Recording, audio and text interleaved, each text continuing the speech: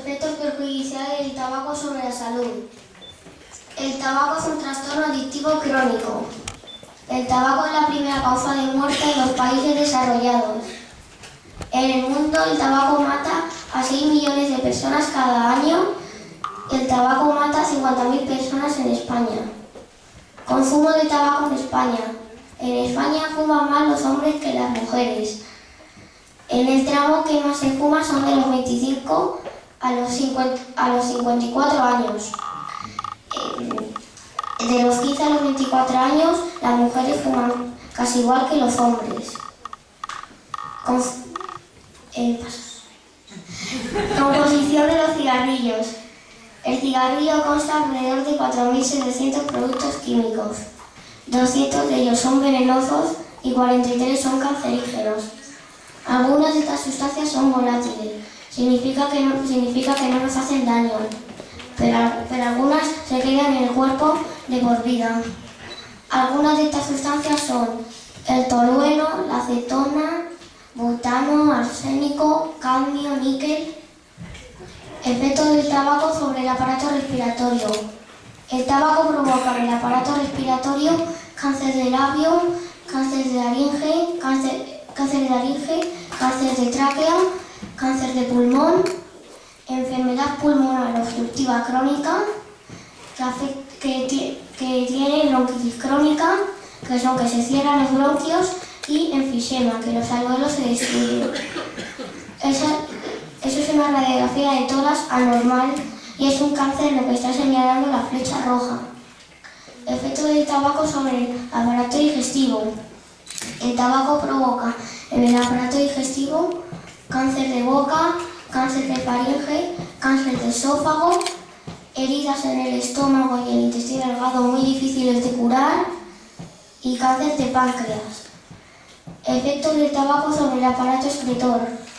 El tabaco provoca en el aparato excretor cáncer de riñón, cáncer de vías urinarias, cáncer de vejiga urinaria y osteoporosis, que significa que los huesos se destruyen.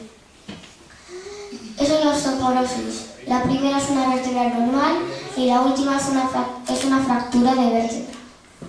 Efecto del tabaco sobre el sistema nervioso. El tabaco provoca en el sistema nervioso hemorragia cerebral, que son que las arterias se cierran, e infarto cerebral, que obstruye las arterias que van al cerebro. También provoca neurotoxicidad, que es tóxico para las neuronas, tolerancia y dependencia física y psíquica. Significa que el cuerpo necesita más tabaco porque si no se pueden poner muy enfermos. Efecto del tabaco sobre el sistema cardiovascular. El tabaco obstruye las arterias que van al corazón y a las piernas y provoca enfermedad isquémica del corazón con angina de pecho, que se obstruye la mitad de la arteria, infarto agudo de miocardio, que se obstruye la arteria entera, y arritmia, que el corazón va sin ritmo. También provoca enfermedad arterial periférica, que se obstruye las arterias que van en las piernas. Es un coágulo de sangre que obstruye las arterias. Eso es la enfermedad isquémica del corazón. Y lo morado del cerebro es una enfermedad cerebrovascular. Efecto del tabaco sobre el aparato reproductor. El tabaco provoca en el aparato reproductor aborto espontáneo, niños prematuros que nacen antes de tiempo, muerte perinatal y muerte súbita del lactante. Significa que el niño nace sano, pero en menos de un año se muere. Y cáncer de cuello uterino. Esas son fotos de niños prematuros. ¿Cuáles son los beneficios que hay de fumar? A corto plazo, desde los 20 minutos a los 3 días, la tensión y el pulso se normalizan, el oxígeno en sangre se normaliza, la nicotina y el monóxido de carbono desaparecen de la sangre y el gusto y el olfato mejoran y se puede respirar mejor. A medio plazo, desde los 3 meses a un año sin fumar, desaparecen los pitos del corazón, los pitos y la tos del pecho, el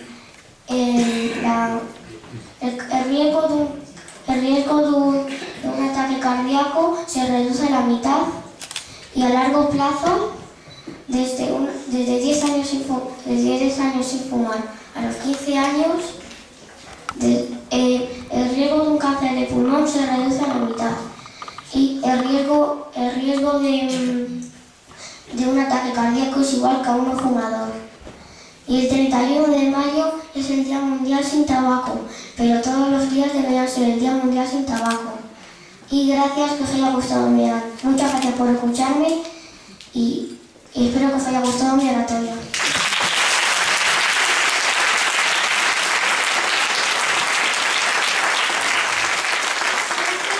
Gracias, Miguel, por exponernos tu oratoria.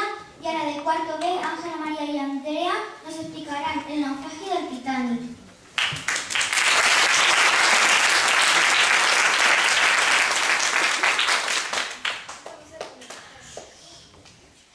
Ahora vamos a hablar de cómo fue el Titanic. El Titanic es más que un célebre naufragio. Es el hundimiento más famoso de la historia. El Titanic se empezó a construir el 31 de marzo de 1909, bajo la compañía White Star Line y bajo el mandato de J. Bruce Smiley. En la creación del Titanic murieron 17 hombres, incluidos un padre y un hijo. Las personas que habían a bordo eran de 2.227. 885 eran tripulación y el resto pasajeros. Solo sobrevivieron 705 personas a la catástrofe. Ahora mi compañera Ángela os va a hablar de la altura, el peso y el coste. El Titanic medía como un edificio de 15 plantas, es decir, 53 metros de ancho. De largo medía 169 metros y de ancho 28. El Titanic pesaba 52.310 toneladas y el coste se estimó en 8,5 millones de euros. El billete más caro era de primera clase, que costaba $800, lo que equivale a $70.000, es decir, 51.200 euros. Este es el billete de primera clase. El billete más barato era de tercera clase, que costaba $36, lo que equivalía a 2 semanas de salario de un trabajador. Ahora en el Titanic costaría ir 2.300 euros. Ahora os dejo con mi compañero Andrea, que os va a hablar sobre la estructura. El Titanic estaba dividido en cubiertas. Cubierta de botes, aquí se encontraba el gimnasio, el cuarto del capitán y de los tripulantes y la sala de mandos. Había 20 botes de los que disponía el Titanic. Cubierta A, formada por salas de primera clase, un mirador y un patio de palmeras. Cubierta B, aquí se encontraba un café, un restaurante francés y camarotes de primera clase. Cubierta C, formada por camarotes de primera clase, una sala de fumar y una librería. Cubierta D, comedores de primera y segunda clase. Entre los dos comedores estaba la despensa y la cocina, que era común a los dos comedores. Cubierta E, reservada para los trabajadores. Cubierta F, aquí se encontraba la piscina, los baños turcos. Cubierta G, aquí se encontraba la sala de mandos, la sala de motores y de calderas. Había 3 hélices. Medían 4 veces la altura de una persona, es decir, 7 metros de diámetro. Cada una pesaba 31 toneladas y estaban hechas de bronce. Había 4 chimeneas. Medían 19 metros de altura. Cada una pesaba cerca de 31 toneladas y había 9 calderas. Medían 5 metros de ancho y cada una pesaba cerca de 100 toneladas. Ahora os voy a hablar del Titanic por dentro. Era el transatlántico más lujoso conocido en esa época, por sus maravillosas canchas de squash, 4 ascensores, etc. Como ya os he comentado antes, podríamos decir que era el transatlántico más lujoso conocido en esa época. Ahora os dejo con mi compañera María, que os va a hablar de su viaje. Os voy a comentar cómo fue su viaje. El Titanic partió el 10 de abril de 1912 en Inglaterra, que iba a ser su viaje inaugural. Después partió a Francia para recoger más pasajeros y después a Irlanda, antes de llegar hacia Nueva York. 4 días después sucedió la tragedia. Cuando ya estaban a 500 metros del iceberg, la radio de California les informó de que estaban cerca de allí. Pero el capitán del Titanic, Edward J. Neal, no reaccionó y no dijo que bajara la velocidad. Uno de los oficiales, cuando ya estaban más cerca, reaccionó y mandó dar marcha atrás y girar.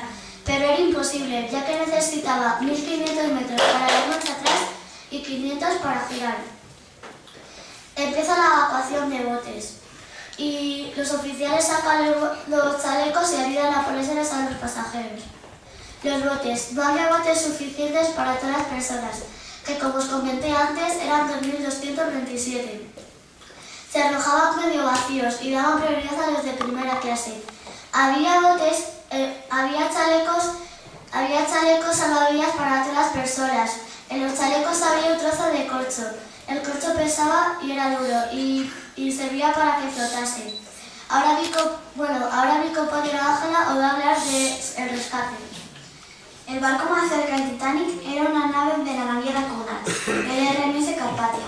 Este barco se encontraba a unos 93 kilómetros de distancia, pero cambió su rumbo y navegó por las peligrosas aguas heladas en busca de supervivientes.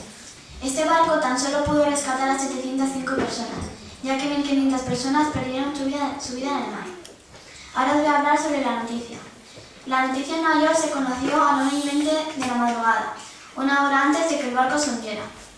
El primer periódico que informó sobre la tragedia fue el New York Times, que esta gente no era consciente de que el accidente hubiera sido tan grave. En las oficinas tranquilizaban a los familiares diciendo que el accidente no había sido tan grave.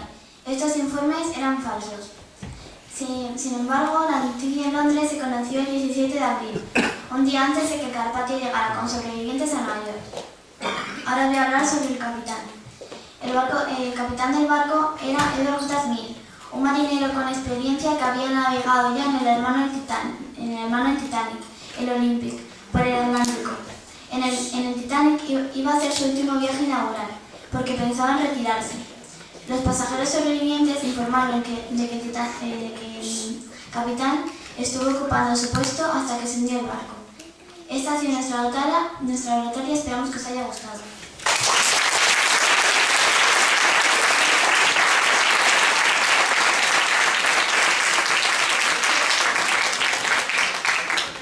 Gracias, chicas, por mostrarnos vuestra oratoria. Y ahora os dejo con Alba, que nos hablará sobre la vida y las costumbres del hámster.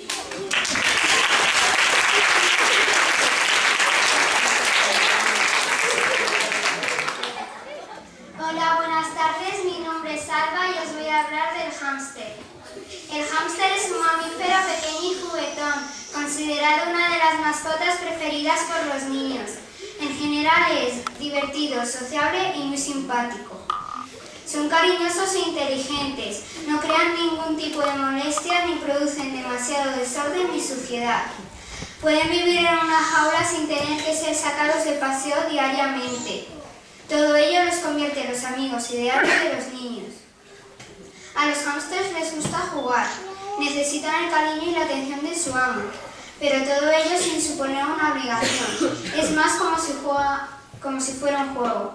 Con el tiempo se les llega a coger tanto cariño que se convierten en uno más de la familia. Ahora os voy a hablar de las razas. Los hámsters más comunes que podemos encontrar en las tiendas son el hámster ruso. Es muy sociable y se adapta perfectamente a la nueva vida al lado del ser humano. El hámster de Robotovsky. Es bastante tímido y le cuesta un poco más la adaptación con las personas. El hámster dorado. Esta raza de hámster vive mejor solo que en compañía. Es más bien un animal solitario y puede mostrarse agresivo con alguno de sus semejantes. El hámster siberiano. La característica que hace especial a este tipo de hámster es que su pelaje en invierno se vuelve de color blanco. Ahora os voy a hablar de su alimentación. El hámster es un animal omnívoro, come todo tipo de alimentos y cuando está en libertad se alimenta sobre todo de semillas. Debemos alimentar a nuestro hámster de una manera saludable, intentando que no le falten proteínas ni vitaminas y tampoco alimentarlo de tal manera que se ponga gordo y rechonchete. Su alimentación es tan variada que en ella podemos incorporar verduras crudas o cocidas que le proporcionan agua, sales minerales y vitaminas. Además de las verduras cotidianas que nosotros comemos, le gustan el trébol y el diente de león, que son hierbas del campo. Carne, pescado y huevos, que le proporcionan las proteínas necesarias. Además, sería aconsejable darle insectos, ya que son muy apreciados por ellos. Fruta. El hámster come fruta fresca y fruta seca. Le gustan las manzanas, los melocotones, las peras, las fresas, las cerezas, las uvas. También le encantan los frutos secos como las avellanas, las nueces y las almendras. Los cereales. El hámster come pan, pasta y copos de avena. Incluso nuestro hámster disfruta comiendo los cereales que nosotros tomamos para desayunar. También le podemos dar espigas de trigo y de cebada, ya que esta comida es de sus preferidas. El agua. El agua es imprescindible en la alimentación del hámster, nunca le debe faltar. Podremos proporcionarle agua al hámster mediante un bebedero que introduciremos o colgaremos de su jaula. El agua debe de estar limpia y fresca y siempre estaremos pendientes de la misma. Ahora os voy a hablar de los cuidados. Los cuidados de todas las razas existentes de hámster son muy parecidos y en algunos casos iguales, y son: la limpieza debe de realizarse muy a menudo y si es necesario diariamente para evitar enfermedades de nuestra mascota. La dieta debe de ser sana y equilibrada, incluidos los hidratos de carbono, las proteínas, las verduras y las frutas, así como semillas y frutos secos. Debe vivir en una jaula bien acondicionada, incluido el comedero y el bebedero. Es conveniente incluir en su jaula ciertos objetos de diversión, como la rueda, pequeños puentecitos de madera, toboganes. Observar frecuentemente el estado de salud del animal para poder frenar o evitar enfermedades en caso de que sea necesario. Tener cuidado si introducimos a otro hámster en la misma jaula, ya que pueden existir pequeñas riñas o peleas y pueden llegar a realizarse mutuamente mordeduras o arañazos. Cepillarle el pelo, cortarle las uñas y los dientes. El peso. El peso es un factor muy importante a tener en cuenta que nos puede ayudar a la hora de saber si nuestro hámster está enfermo, que en este caso notaríamos una pérdida de peso notable. También nos indicará si está en su peso correcto o por el contrario está demasiado gordo, y en este caso le proporcionaremos una dieta sana sin ningún tipo de excesos, y si no tiene le incluiremos en su jaula unos juegos como la rueda y en la que podrá ponerse en forma en pocos días. Ahora os voy a hablar de la reproducción. Antes de emprender una cría en tu casa deberás pensártelo muy bien, ya que tendrás que cuidar de 2, 3, 4, hasta 8 animalitos. La hembra, cuando está embarazada, muestra un carácter bastante cambiado, ya que busca, revuelve y reúne material para su nido. Esto es comprensible porque quiere criar a sus bebés en un lugar cálido y seguro. Los bebés nos harán esperar mucho, ya que los hámsters son los animales que tienen el periodo de gestación más corto, de 16 a 18 días, con una camada de 6 a 15 pequeños de los que sobreviven al parto como mucho 8. Son uno de los mamíferos más fértiles y crían de 7 a 8 veces al año. Chicos, os aconsejo que cuidéis un hámster a vuestros padres, ya que son tremendamente divertidos y podréis jugar mucho con ellos. Eso sí, nunca debéis olvidar que un hámster es un ser vivo, no un juguete. Esta ha sido mi oratoria, espero que les haya gustado y gracias por escucharme.